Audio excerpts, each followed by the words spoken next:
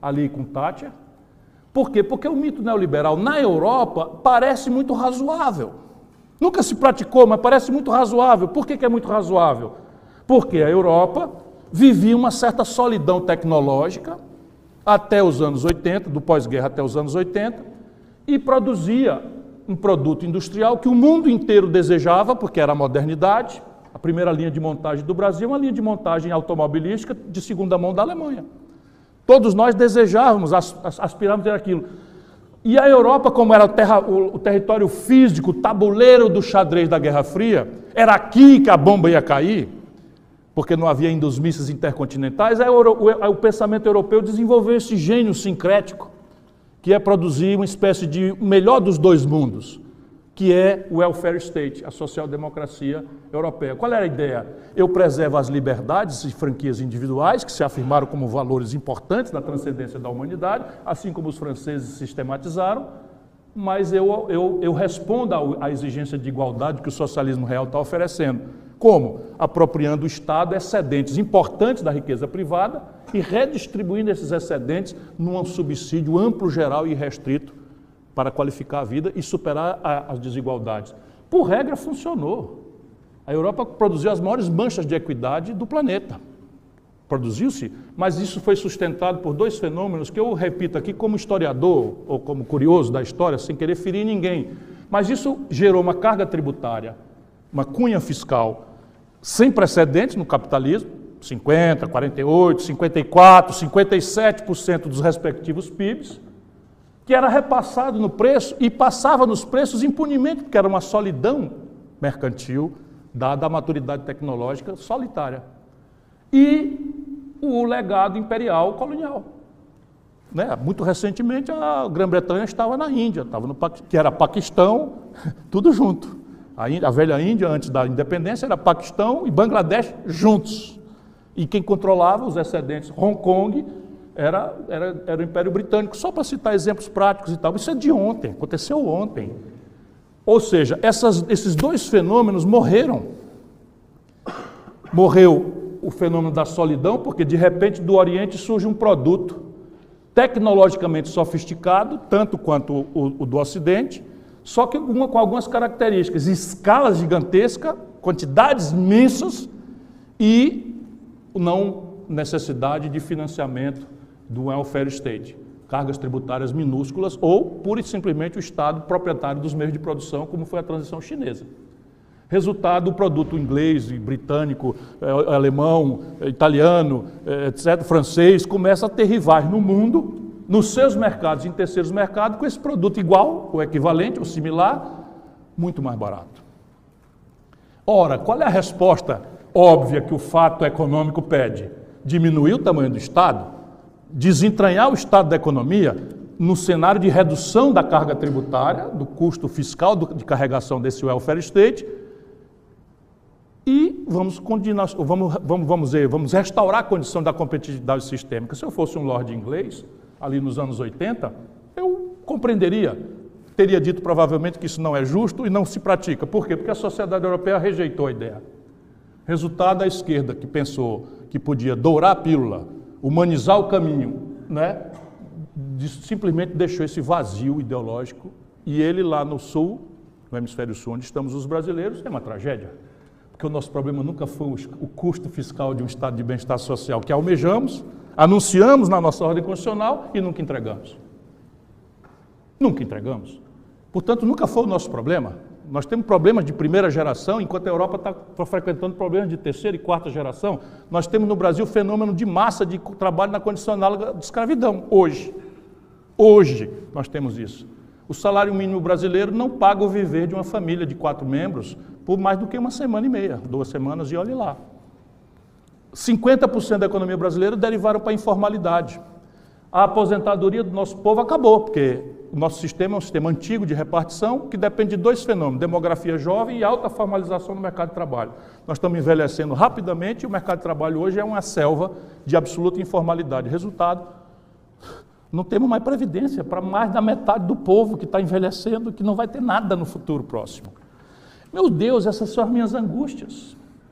Então, o problema nosso é exatamente esse. Nós imitamos um conjunto de ideias, de práticas, de instituições, sem as razões para isso e sem a condição concreta de que isso se praticasse, e fora da hora.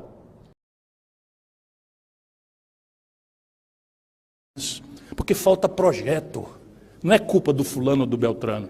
Se um marciano descesse em maio do ano passado e fizesse uma observação superficial, porque o marciano tem que olhar tudo, né? Tem que olhar as questões de Portugal, as questões da China, o que está acontecendo na Ucrânia, aí ele passa no Brasil e olha assim, quais são os indicadores? Não, na economia a gente olha o Banco Central, como é que ele é manejado, e na política a gente olha, vamos ver o Congresso Nacional, né? Como é que é manejado e tal. Pois bem, o presidente do Banco Central de maio do ano passado é o mesmo hoje.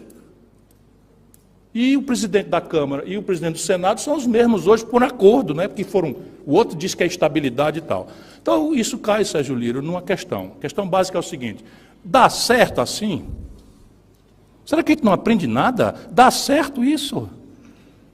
Sabe, contemporizar com o crime em nome de uma pseudo-governabilidade? Que governabilidade é essa?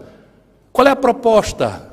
Ora, consta historicamente, e eu não chancelo isso, porque seria uma indelicadeza diplomática que eu mesmo como acadêmico não quero cometer, que haveria suborno no governo Lincoln nos Estados Unidos para alguns constituintes americanos fazerem a emenda contra a escravidão.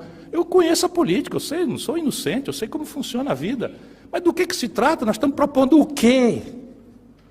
Por que eu eleito presidente do Brasil numa eleição qualificada pelo ódio, pela negação, vou me conciliar com as forças derrotadas, empoderá-las, financiá-las, reforçá-las?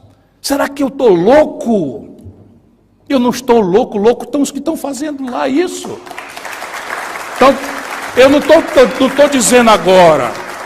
Eu vou repetir aqui o que eu falei na época, para ser desqualificado, como em tudo que eu falei. Ora, eu conheço a lógica de impasse do Brasil, eu fui constituinte no estado do Ceará, percebe? Eu sei qual é a engenhoca que nós criamos. Nós criamos uma constituição parlamentarista e, na última hora, golpe de suborno, transformamos no presidencialismo com 5 anos para o Sarney. Eu sei muito bem disso, eu sou uma pessoa que estava lá. Só que o Itamar Franco, por exemplo, governou contra isto e criou o Plano Real. Eu estava lá, ministro da Fazenda. Ou você acha que a inflação brasileira era um acidente de percurso ou uma doença da moeda? Era uma negociata. O sistema financeiro brasileiro, enquanto o povo pagava o imposto inflacionário, ganhava horrores na especulação das moedas indexadas. Ninguém sabe mais disso. O Itamar foi lá e disse que acabou a brincadeira. E tu acha que não tinha um congresso reativo, etc. Fizeram o quê? A mesma denúncia pusilânime.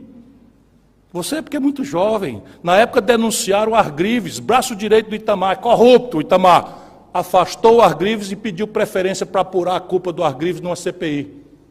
Foi apurado, era mentira, ele renovou a nomeação do Argrives e mandou a CPI para aquele lugar. Está no Brasil que eu servi. Eu fui governador, cara. Tu acha o quê? Que não tem deputado corrupto no Ceará? Vai ver se eu estou envolvido em algum escândalo. Vai ver se eu financiei deputado, se eu empoderei deputado. Nós fizemos o oposto. Nós asfixiamos essas práticas. Não tinha emenda no Ceará. Todos participavam de tudo, como é legítimo. Sabe, mas manda fazer uma emenda superfaturada em 700%, 600%, e tirar a Codevasf para fazer um investimento no Amapá. Você é da revista Carta Capital, tenha paciência. Eu estou dizendo aqui de novo, eu estou dizendo que a Codevasf, Companhia do Desenvolvimento do Vale do São Francisco e do Parnaíba, está fazendo investimento superfaturado no Amapá. Neste governo. Neste governo. Por quê? Porque a direção e as práticas que estão lá são os mesmos. É por lá que se esvai o orçamento secreto. E como é que nós vamos fazer? Deu certo isso?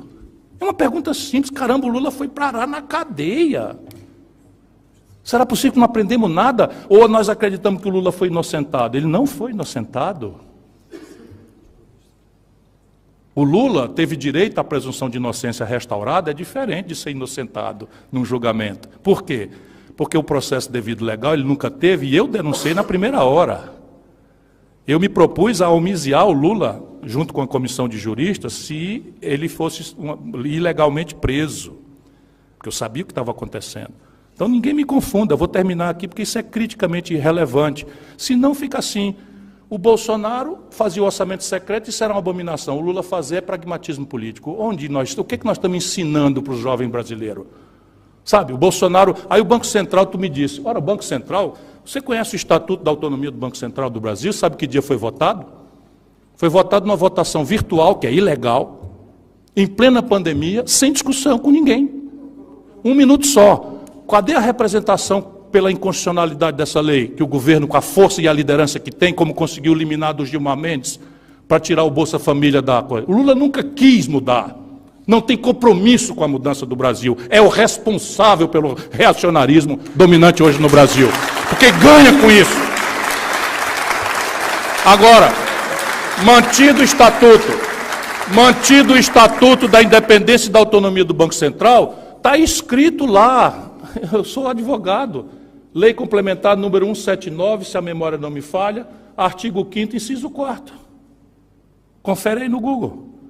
Diz lá, cabe ao presidente da República demitir o presidente e a direção do Banco Central, caso ele não cumpra as metas que cumpriu. O Banco Central brasileiro não cumpriu a meta de inflação do ano passado, não cumpriu a do ano atrasado, a razão de direito e de fato está dada para a demissão.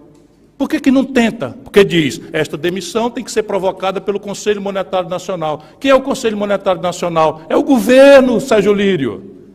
É o ministro da Fazenda, completamente entregue à banqueirada, que está indicando um banqueiro para a direção nova do Banco Central. Chama Galípoli. Estão indicando um banqueiro para o Banco Central, enquanto faz a ombudsman de si mesmo. É a denúncia como se fosse um ombudsman de si mesmo. Eu disse na campanha que eu ia demitir o cara. E estava demitido. Não ficava um dia sequer. Por quê? Porque a lei me permite fazer isso. E aí o Senado não vai atender? A conferir. Manda o Lula demitir e ver se o Senado não aceita. Ele não vai nomear o advogado dele, ministro do Supremo? Para isso tem força política.